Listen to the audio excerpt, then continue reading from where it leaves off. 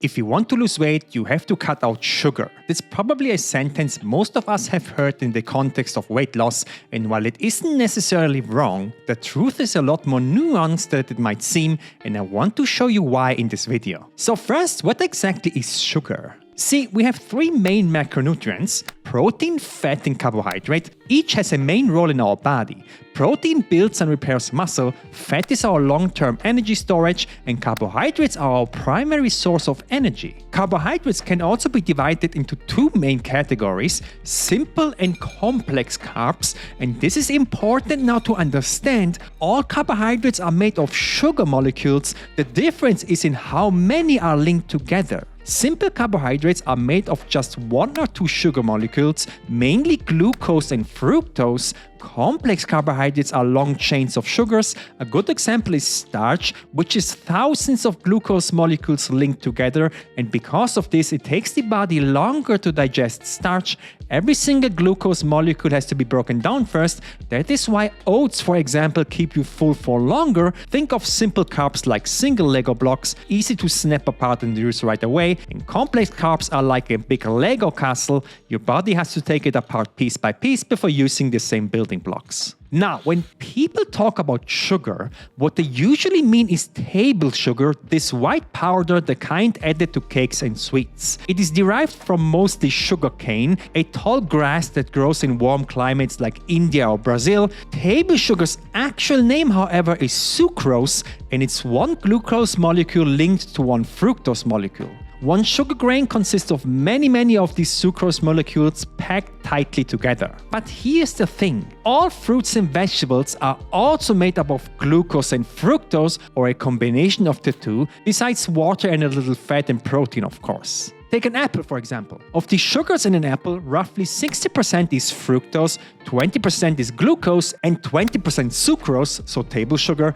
The same goes for bell peppers, onions, or carrots. They all contain different mixes of glucose, fructose, and sucrose. So on a molecular level, there is no difference between the sugar in an apple and the sugar in table sugar. Our body doesn't just say, oh, this glucose came from an apple and this glucose came from a brownie, so the glucose from the apple is better. A glucose molecule is always just glucose. But does that mean we can just eat cakes and donuts instead of fruit and vegetables, since they contain the same sugar molecules? Well, no, and this is where nutrition becomes more nuanced. The calories from sugars are always the same. 1 gram of carbohydrates contain 4 calories, just like protein. Fat, on the other hand, is more energy dense, with 9 calories per gram. The big difference between table sugar and an apple is what comes with it. See, an apple doesn't just have calories, it also provides vitamins, minerals, antioxidants like polyphenols, and fiber. Fiber is another form of carbohydrate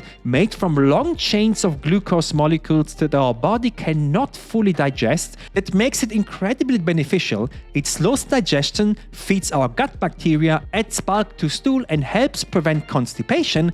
And because fiber isn't fully digested, it provides only about 2 calories per gram instead of 4. By the way, alcohol is sometimes called the fifth and last macronutrient. It has 7 calories per gram, however, it is not essential like the other ones. Now, table sugar, on the other hand, gives you nothing but quickly digestible calories.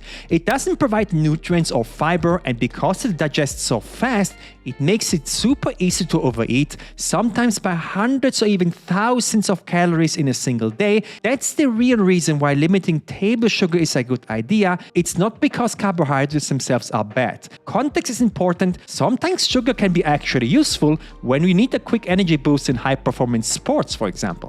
Now, you might still think, okay, but I believe all sugar is bad, no matter if it's simple or complex. That's why I will avoid carbs completely and follow a zero-carb diet like carnivore, which has become pretty popular recently. Fair enough, I understand why people think that, but let's look at some stats. The obesity rate in Italy is at around 70%, South Korea is at 9%, and Japan at 8%. These are cultures where carbohydrates play a massive role in the daily diet. I'm Italian, and I'm telling you, nobody in my family ever starts eating without having bread on the table. Yet obesity remains relatively low. How is that possible? Meanwhile, in the US, obesity has been climbing year after year and is now over 40%, one of the highest among developed countries.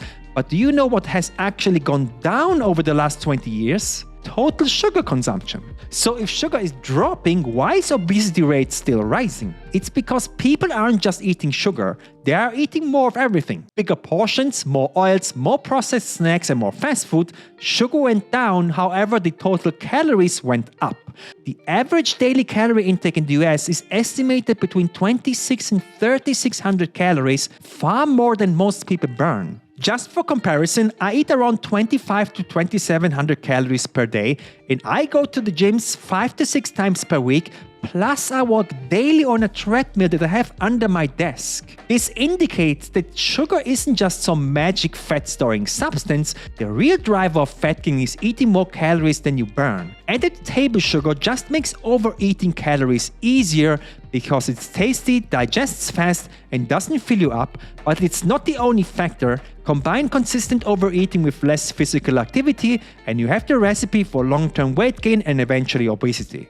So don't fear carbohydrates or sugar, focus on your overall calorie balance, track your intake, limit added sugars, and get most of your calories from whole foods that you cook at home. Stay active, lift weights, and if you want extra help with the food part, check out my cookbook. There are over 250 low-calorie, high-protein recipes that have already helped 10,000 people lose weight. You buy it once and get all future recipe updates for free. The link is in the description.